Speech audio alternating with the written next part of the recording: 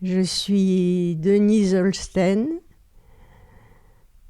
Je voudrais surtout remercier Monsieur le maire qui m'a aujourd'hui déposé cette plaque sur l'immeuble de mes parents. Je suis née à Rouen, 17 rue Jeanne d'Arc, et en 1938, mon père a acheté cet immeuble. C'est pour lui une réussite magnifique. Malheureusement, on y a vécu peu, puisque il a été mobilisé à la guerre et il était à l'Hôtel-Dieu. Il dirigeait le service des gueules cassées à l'hôpital et l'après-midi, il voyait quelques clients. J'étais une élève du lycée Corneille et en 6e, je suis allée au lycée Jeanne d'Arc, qui est maintenant Barbey d'Aurevilly, où j'ai pas fait des études très brillantes.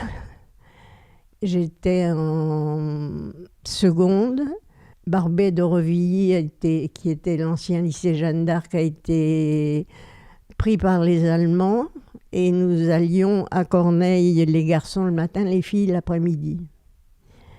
Et puis, un beau jour, j'ai dû porter une étoile au lycée Corneille. J'étais seule dans la classe et normalement, je devais être au fond de la classe. Je ne devais pas monter sur l'estrade. Quand j'étais interrogée, les professeurs n'ont jamais suivi ça et j'ai été une élève comme les autres jusqu'au bout, sauf je n'avais pas le droit d'aller faire de la gymnastique sur les stades. Et puis un beau jour, j'ai dû arriver avec l'étoile. Je n'ai jamais eu un mot désagréable d'aucun professeur, d'aucune élève. Vraiment, ça a été une période difficile, mais pas du tout par le comportement des Rouennais. Un jour, je suis allée au lycée, on habitait rue Jeanne d'Arc et je traversais le square Solferino. Et un matin, on a vu une pancarte « Interdit aux chiens, interdit aux juifs ». Eh bien, j'ai fait le tour du square et mes camarades faisaient le tour avec moi.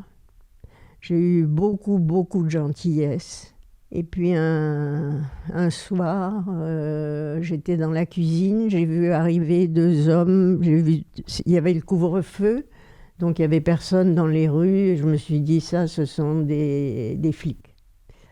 J'ai appelé mes parents et en effet, on a sonné. Et ils nous ont dit, préparez une valise, on vous amène à la mairie de Rouen. Et on a passé la nuit là et au matin, on est allé à la gare de Rouen, on a pris des trains normaux pour Drancy.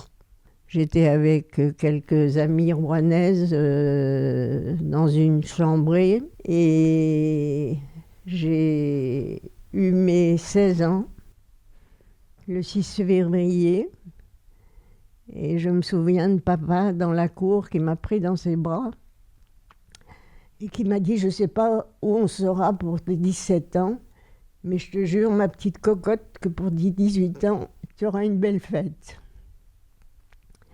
Les 18 ans, je les ai passés à Bergen-Belsen, après avoir séjourné à Auschwitz. Au moment de l'arrivée des Russes, on a été amenés à Bergen-Belsen. C'est là où j'ai été libérée par l'armée anglaise, mourante.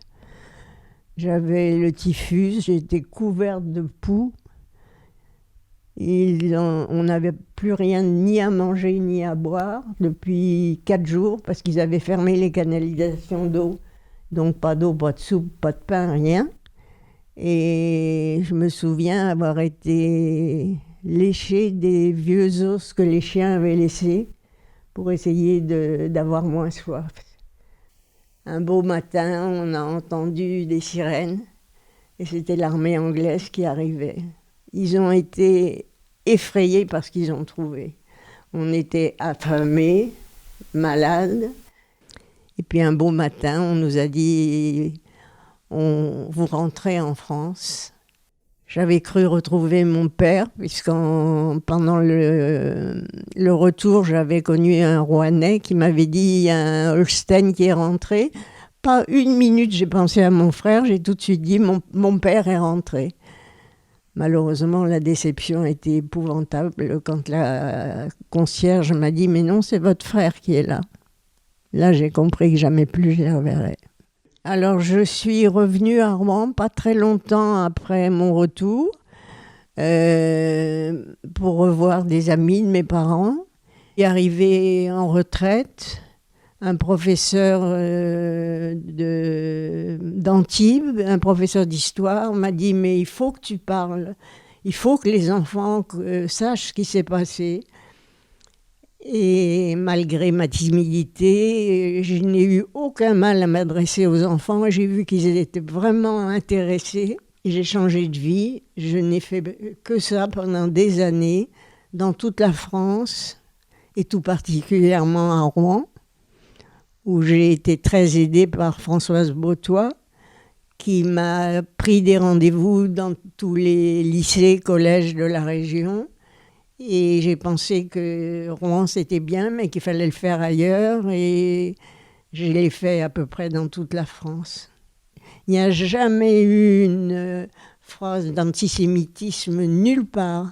Et je crois que ça m'a permis de vivre plus heureuse du jour où j'ai commencé à parler. Je voudrais surtout remercier Monsieur le maire qui a organisé cette cérémonie.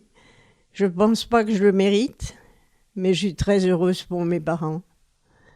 Cette maison, ça a représenté quelque chose d'énorme pour mon père, de pouvoir l'acquérir, et